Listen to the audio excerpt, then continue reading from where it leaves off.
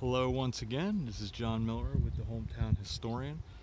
As promised, I wanted to refilm the St. John's Evangelical Congregational Church cemetery, the video that I did for that.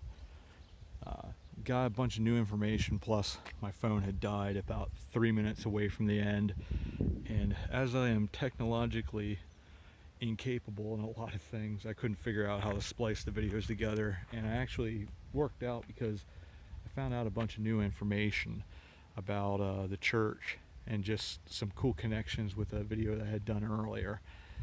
So this is St. John's Evangelical Congregational Church. This is here in Steelstown, Pennsylvania. I'll do a little run down the road here. Some of the houses. This is Mi Casa. It's actually the church parsonage, and then this is just a little town.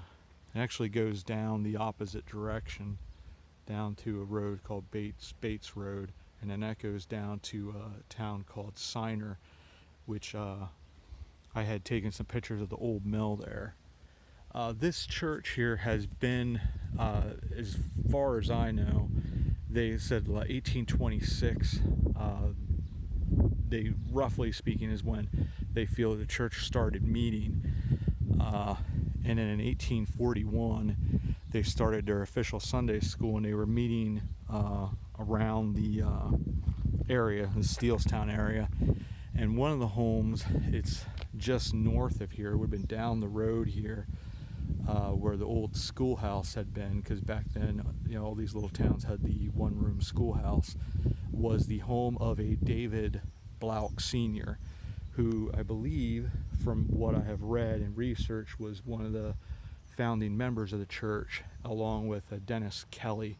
I believe it was Dennis Kelly. I'll have to look at that and correct it if I'm wrong on that. But they had meetings at their houses until 1858, 59, when the original structure of the church, which I will go back over here and then we'll look back at the church, because I believe this is the original structure. Now, it's gone through a lot of renovations over the years and additions, but this part of the building is actually original.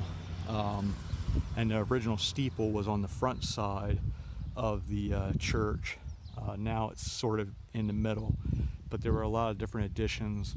And like this part of the graveyard here, this part right here, and then the part over there, that's all like the original cemetery for this church. But yeah, it's gone through a lot of different renovations over the years and additions. It's a cool church. The pastor here, his name's Jeff Berger. It's a great guy. They've been really, really good to me. I can't say anything but good things about them. They just have been helping me from the get-go, which in the introductory video I'll go more into that. I had a pretty bad health scare back at the beginning or end of January, and had to ultimately have a amputation.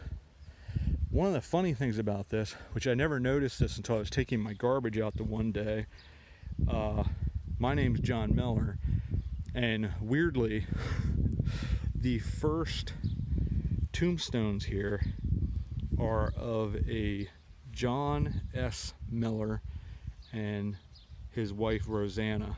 But it's weird because I'm John P. Miller without the H. But that's pretty wild. This guy was born in 1807, died in 1880. His wife, she was born in 1813 and died in 1881. And what to make it even weirder, here beyond this first stone, this is a bunch of people, the Clouser family, is the name Walborn. Well, my mother's maiden name is Walborn, and she is Mary. Now it's Mary Anna, but then weird, her husband's name was John M. So it's sort of like some of the first few stones are from both sides of my family. Now, I'm not, as far as I know, I'm not related to either of these groups, but it's still an odd thing. I never noticed that. Like my sister or my brother-in-law and their family had lived here in the parsonage for about 8 years, and I guess we noticed the Walborn one, but we never noticed the John S. Miller. But anyways, this is it's a pretty old cemetery. When I went through the last time, I found there is one Revolutionary War veteran. Some of the stones are pretty old, like, mid excuse me, mid 1800s. So it's pretty cool. And Levi, I think it's Moonshine, which is pretty close to Moonshine, which I want to do a video out in Greenpoint, which is my original hometown. They have a road there called Moonshine Road, which is Route 443. I always like these ones that have like father and then mother on top of the tombstones. But yeah, is the Moonshine Road, which was named after, I believe it's an Albert Moonshine, because he donated land down near Indiantown Gap from Greenpoint, that the land was donated to make a church and also to have their cemetery, and so it's called Moonshine after him. But it was also, if rumor, urban legend is true, it was also a moonshine run from out in the gold mine region, that they were making moonshine during Prohibitionary period, and they'd run it down through there into the Indiantown Gap region. Which, why they did that, I have no idea, but it's a cool story. Actually, my writer name, my pen name is J.P. Walborn, and a series of books that I'm writing called Boys of the Fallen Sun and the Risen Moon. The one book, I believe the second book, sort of follows these kids as they wind up getting sort of tricked into doing a moonshine run, and all kinds of hilarity ensues, and these kids are sort of thrown into this and make the best of it. But anyways, here's one of these tombstones. It's just really, really sad.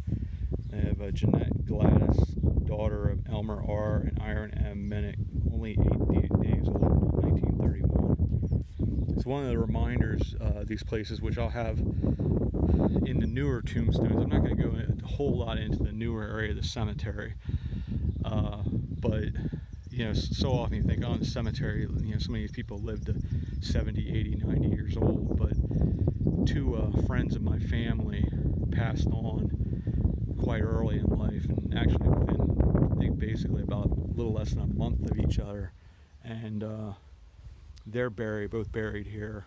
And it's also a reminder here that life doesn't necessarily go how we plan it, and at times it ends far, far too soon. And I always say about like the cemeteries, a lot of people say, oh, this is morbid, but it's I feel in a lot of ways a cemetery is, there's a serenity to it, there's a peace, which is, a lot of times, unfortunately, in death there isn't serenity, especially in war and that type of thing. But it is a resting place, and there's a serenity to it, and there's a beauty. Like here is just a beauty because you have the farm fields just going through here, and the breeze and the birds and all that. But I believe in a lot of ways these cemeteries are a celebration of life, because every single one of these individuals has a story that could fill books, and they had people that loved them, family and friends, that they made an impact. And maybe these individuals didn't make an impact on the world grand stage, but in their own corner of the world they made a big impact. And something from earlier that I forgot to say, I had mentioned about one of the founding members of the church, the David Blouck Sr. I had just made a video, which I take some of my smaller videos and put them just on the Facebook page. They're like 2-minute videos. I had stopped by that memorial that I saw along the road in Palmyra Belgrove Road, and it turned out to be the Blouck family cemetery. Here, weirdly, which it's only probably about 2 miles difference away, but I'm pretty sure that David Blouck, from what I've read, is a direct descendant of that memorial, was for the grave sites of John and Christian Blouck, who had come over from Bern, Switzerland in 1750 and immigrated here. And they had immigrated right in this area, whether it's Steelstown area or a little further, because there's a whole smattering of little towns in this area, from a town called Coffeetown, Signer, where that mill is. I think there's Steelstown or something that's in this area as well. But there's a Belgrove is a couple miles away. Just different sizes. Some of them there's only a couple houses left and stuff like that. But so they were somewhere in this area. But it's cool that those gentlemen had come over here from Bern, Switzerland, and maybe 2 generations later, coming down here to St. John's, their descendant was actually a founding member of this church. And we're going to look around here because he may very well be buried here, the David Blau. So, but anyways, we're going to continue and investigate. One of the things I noticed that was odd about this is like some of these tombstones are faced like north and the other ones are faced south. And it won't be like, sometimes you'll have 1 or 2 stones gets whatever happens, but this one will be like a whole row, and then it'll be faced south, and the next one will be faced north. It's just sort of odd, because there'll be ones over here where they're facing towards the church, and then this row here is actually facing away from the church, which is just sort of different. You don't always see it. Once again, this is one of those father and mother, and this is Clauser, and this is Army and Grand Army of the Republic, which would be Civil War veteran here, Jacob Clauser. He was born March 10th, 1837. Try to get that in there. Hopefully you can see that.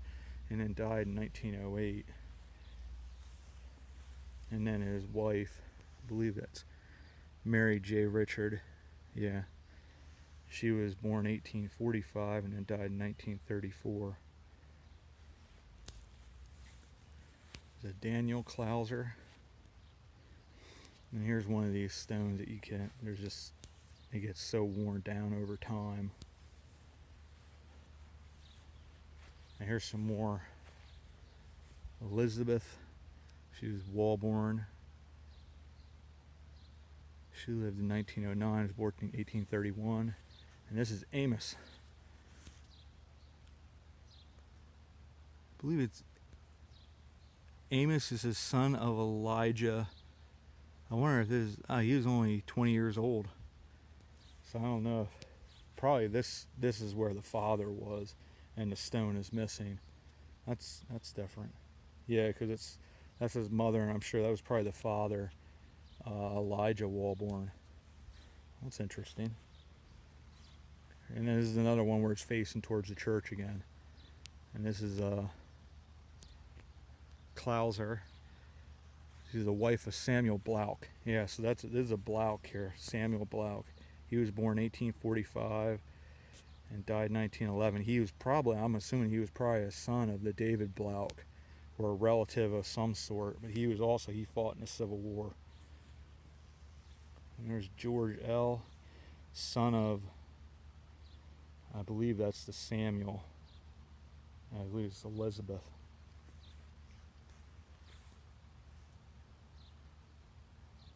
This looks like another Clauser. And it goes back to where it's like one row is faced one way and one row is faced the other. It's just different. There's a whole lot of different, there's some people that I know in the church currently, like a gentleman who is just an absolute gentleman. His name is Lester Block, and he just passed away last year. Here's David R. Ensimer and Priscilla Ensimer.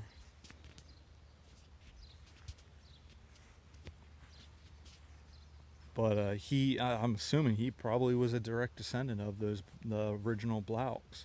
And it's just sort of neat how you learn this little bit of history, and it's just cool how everything just seems to be connected.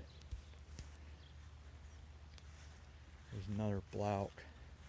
That's Earl J. and Lillian. Once again, they're probably descendants of the original. Abraham Moyer and Leah Kreider, who's married to Abraham Moyer.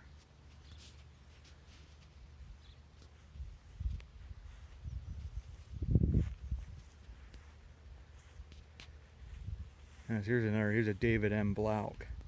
Now this guy, he was born in 1854, so that's probably another son of the David Blouck Sr. So this is probably David Blouck Jr.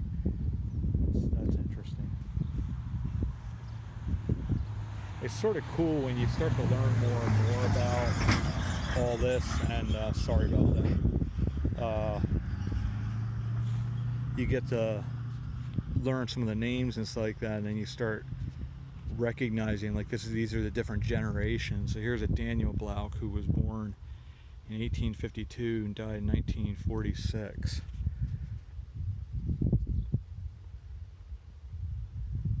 So he was probably another son. It's just neat, just see that. Maybe we'll go through here a little bit. I want to check this out because I see another one like Blouck. So this might actually be the David Bloucks, because there's a bunch of smaller stones here. This looks like a Miller.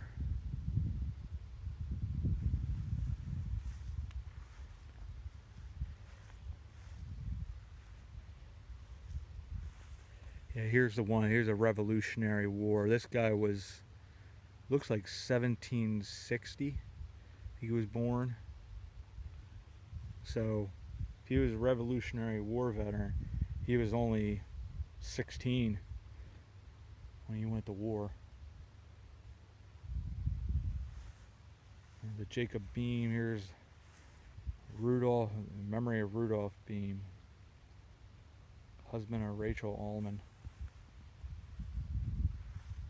Yeah, here's another Blouck. I don't see it. I see Maria H. That one looks like it starts with an M.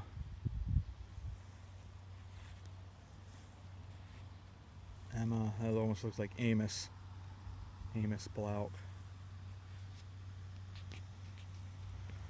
But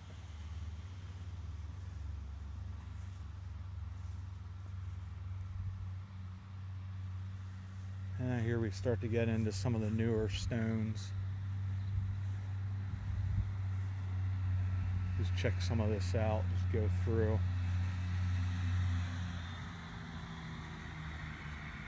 This is a slightly different spelling of Blouck, because I think that the Blouck is B-L-A-U-C-H,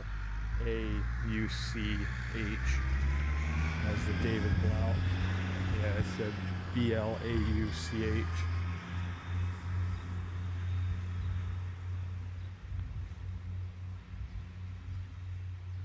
And there's a whole bunch of people with Blouck family.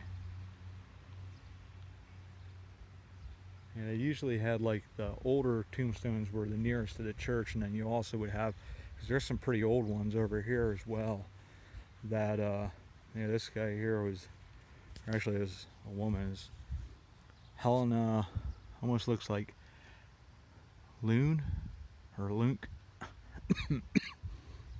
She was born in 1871. Wow, she only lived to 1895, so she was only 23 years old.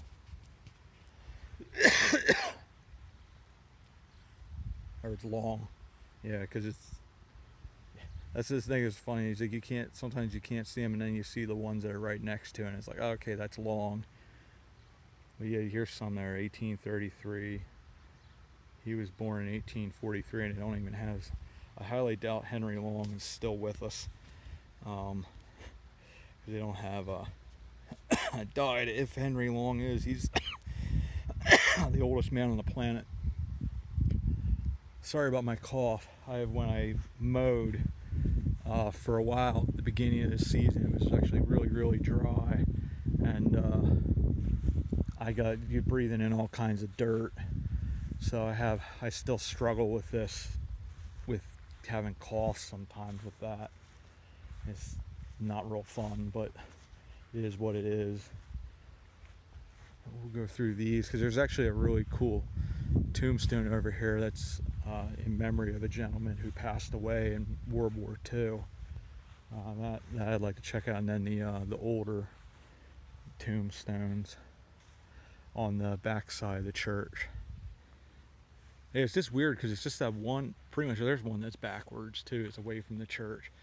But like, it's just that one area where it's sort of first, like maybe 7 rows are one way and then the next one's the other way. I don't know if that's common practice or what. It's just sort of odd. Might actually go the whole way out to here, so it's a little bit further. Because they have like there's where you have like a stone, like it's like a square. They'll have like in a lot of these older cemeteries, they have sort of those family plots. But yeah, there's every single cemetery they're unique. Like I said, it's every single one of these people has a story, and it'd be really neat to be able to actually know what those stories were, because there's so much.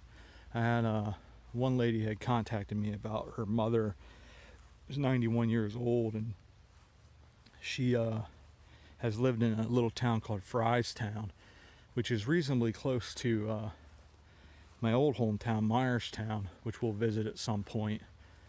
And I think that's a Vietnam vet there. I remember looking at that the last time because of his 1939, died in 1997, so I sort of figured he was either most likely Vietnam because it was a little early for Korea. But yeah, it was interesting. Yeah, so here's the one I was really impressed by, is the Jeffries, which I know a man here at the church named Jim Jeffries, and he's a real kind man. He's a good guy. So I mean, I'm probably related, I would assume. He was born 1918, February 16th, and passed away January 1st, 1945. Said who died in service of his country in the European area January 1st, 1945. And this is just very poetic and very, very strong statement. He stands in the unbroken line of patriots who have dared to die that freedom might live and grow and increase its blessings. Freedom lives, and through it he lives, in a way that humbles the undertakings of most men. And that could not have a truer statement. It's my dad's best friend. He died on D-Day. I believe he was, I think it was Utah Beach, but he was in the first waves of the guys that came on. He was on the beach that, like the one beach that the Americans took, there was a cliff, and they were sort of able to get up the cliff. I mean, it was really bad after the cliff, but the other one where they were straight onto the beach, that was the one he was on. I need to refresh my memory, but I believe that's Utah Beach. But he never stood a chance. His name was Arthur Lengel. He's actually buried over at the National Cemetery at Gettysburg, so at some point I want to visit his grave site to give him some honor, because he made the ultimate sacrifice. And it is so true that, you know, the way that he lived and the sacrifice that Howard J. Jeffries gave, it humbles the undertakings of most men. You see so many different things, like the people that are famous that do this, that, and the other thing, and they get so much credit for all different types of stuff, but yet this is a man that deserves to be known, because he made the sacrifice so that we can be free. He made the sacrifice so people that he didn't know over in Europe could be free from tyranny, from oppression, from fascism, from hate. And it's the ultimate